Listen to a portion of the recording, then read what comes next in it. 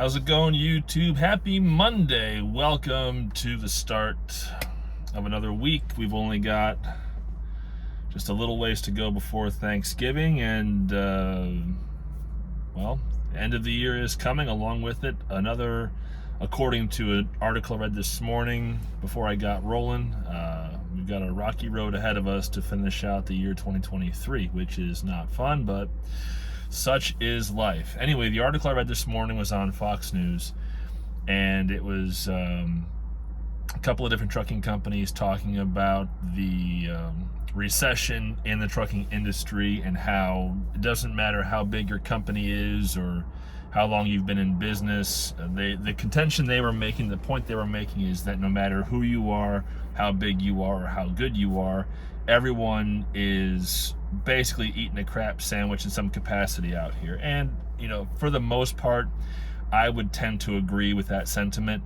And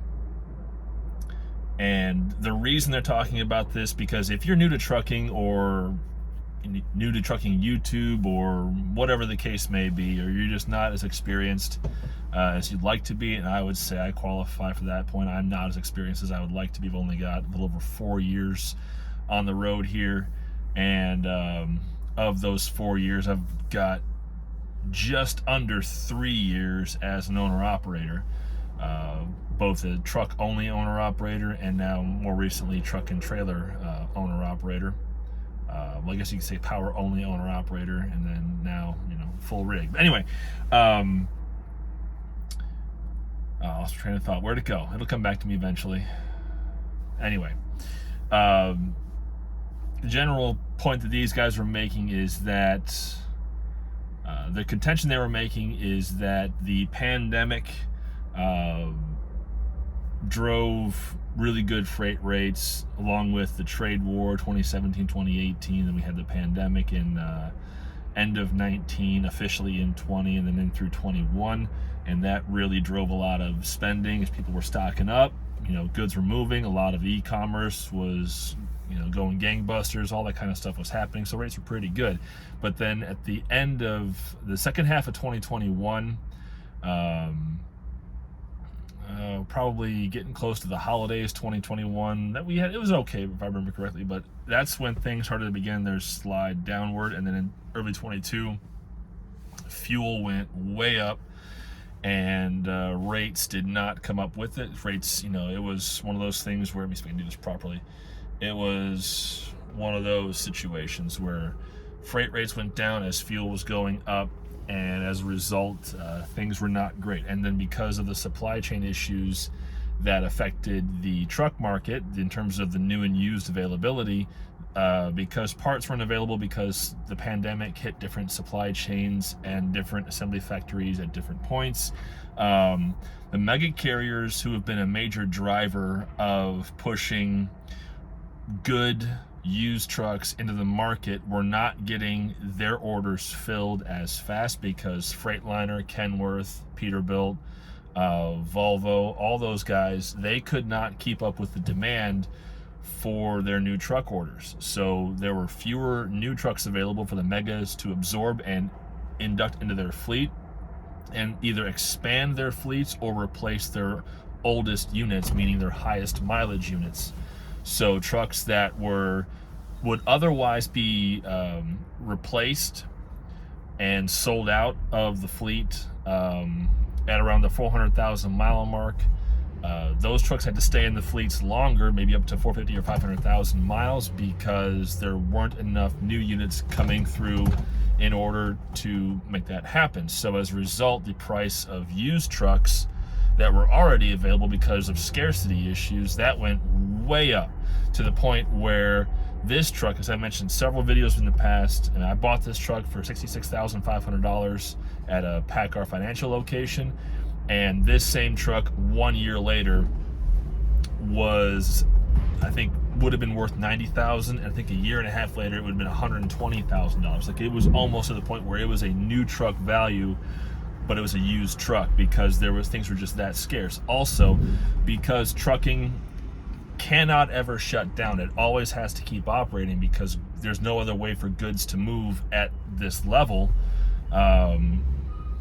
people got into the market because it's a good job, it's a good business opportunity, and also it was, at that time, it was easy money. But now we're out of the pandemic.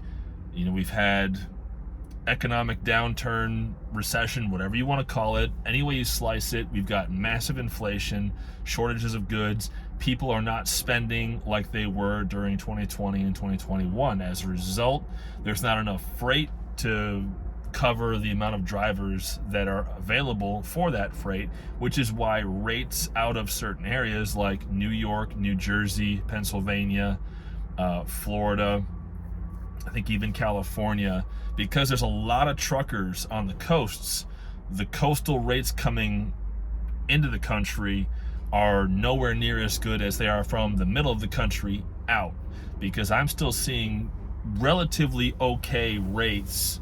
And when I say okay, I mean over $2 a mile, going from, you know, Chicago, Indianapolis, maybe Cleveland, Columbus, Dayton, even St. Louis sometimes, that are going, you know, St. Louis, or I'm sorry, like down to Lakeland, Florida, or Pennsylvania, Philadelphia area, or New York City, that are pushing, you know, well over $2 a mile, $2.50 a mile. But if you do that load, you might get a good rate going to, say, the Bronx or whatever, if you can deal with driving around New York City. But good luck getting a decent rate coming back to head back into the western states or the midwestern states, because there's so many trucks that the rates are just depressed. Even Chicago is kind of the same way, where if you get a good rate out of Chicago, which quite honestly is pretty easy to do, you can still get roughly $2 a mile freight for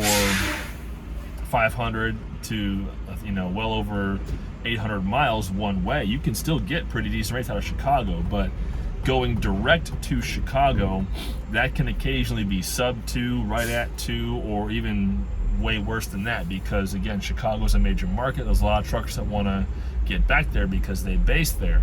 I'm one of them. So every now and again, when I want to get home, usually my best strategy is to end up getting a load that's going to take me near home and deliver, like near being within 200 miles, and then I just deadhead the way home, because trying to go to Chicago itself directly with a load is usually pretty difficult at a good rate. And also, a lot of those loads go pretty quick, especially getting close to the weekend.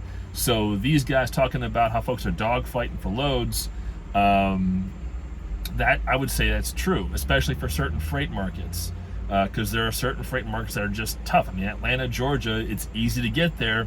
It's a fight to get out. It really is. The same thing I would say with all the major cities in Florida. It's easy to go to Miami. It's easy to go to Daytona Beach. Easy to go to Tampa. Easy to go to Lakeland. Easy to go to Jacksonville. Easy to go to Pensacola even in some cases.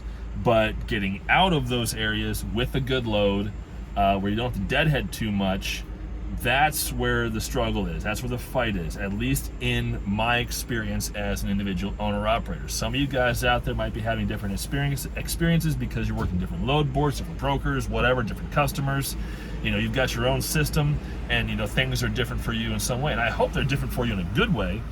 But what I've been finding, especially the last couple of weeks here, because I've been focusing on doing short runs, because I don't want to get stuck somewhere over Thanksgiving. My plan is to be home for Thanksgiving, and if I go anywhere, it's because I'm going to get in my car and drive to see family or whatever, as opposed to being stuck somewhere in my truck and eating Thanksgiving dinner at a TA, which, no knock against TA for doing a good Thanksgiving dinner for us truckers out there, but my plan is not to be on the road for Thanksgiving itself. So I'm working short runs, short hops, you know, typically less than 450 miles, in order to be able to work the markets in and around Northern Illinois so that I can be home for Thanksgiving. Because even though there's still a decent amount of freight available in the Midwest, occasionally it's going to be a fight to get a good rate. And my biggest concern is that as we get closer and closer and closer to Thanksgiving itself, rates are just going to tumble, because the broker's going to say, look, we've got it for this rate, take it or leave it. We're not even going to negotiate. If you want it, get it, because if you don't, someone else will. That happened last year.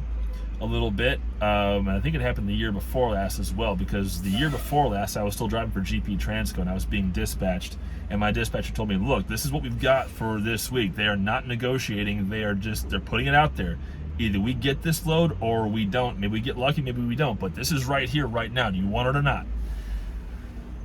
And I think at that time, if I remember correctly, for Thanksgiving 2022, 2021, yeah, I think the load it got me close enough to home that it was fine. I just went ahead and took that load.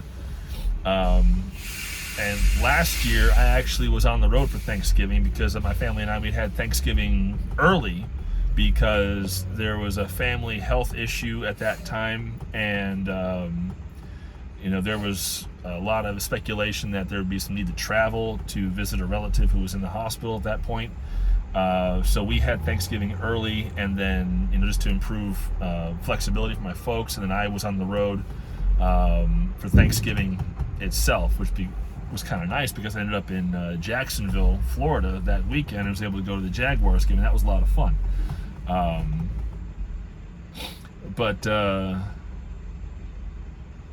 Yeah, so they're contending there's a recession in the trucking market, and I would say yes, because there is a surplus, a massive surplus of drivers and trucks available by comparison to the amount of freight that's actually out in the market.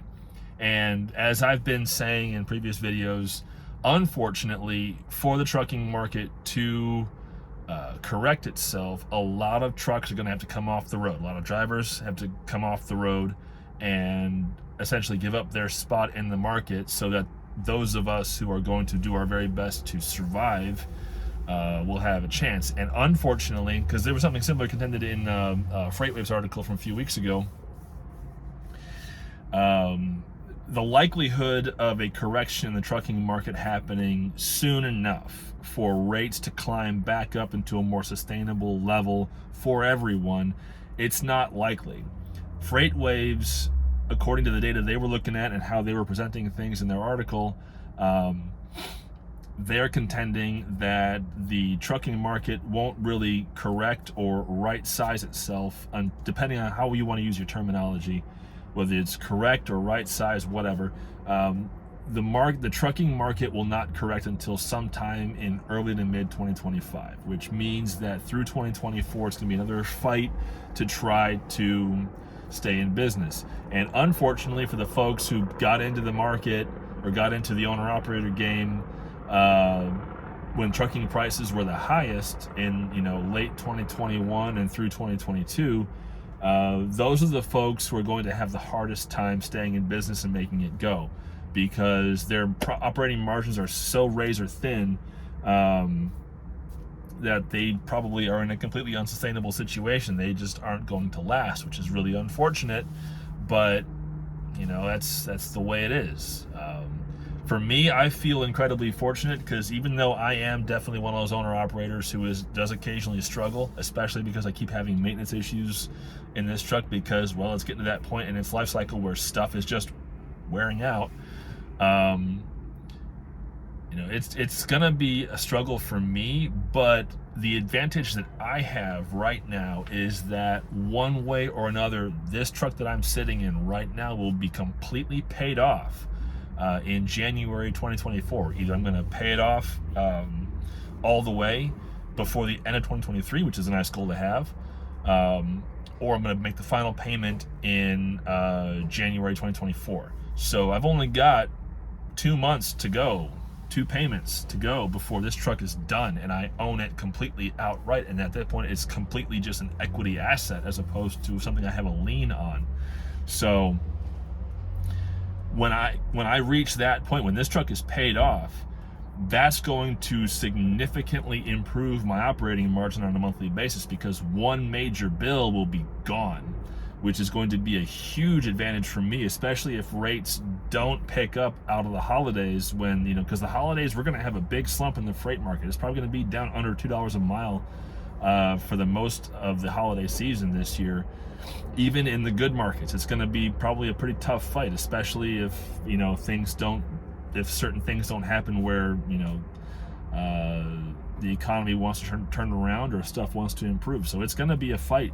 And to have that bill eliminated by January, because even if January is a crap month, which it could very well be, having this truck paid off going into February, if the freight market gets even worse, I have an advantage because that's one less bill I'm paying, and that's going to be a lot of money that I'm going to be able to put into my profit margin every month.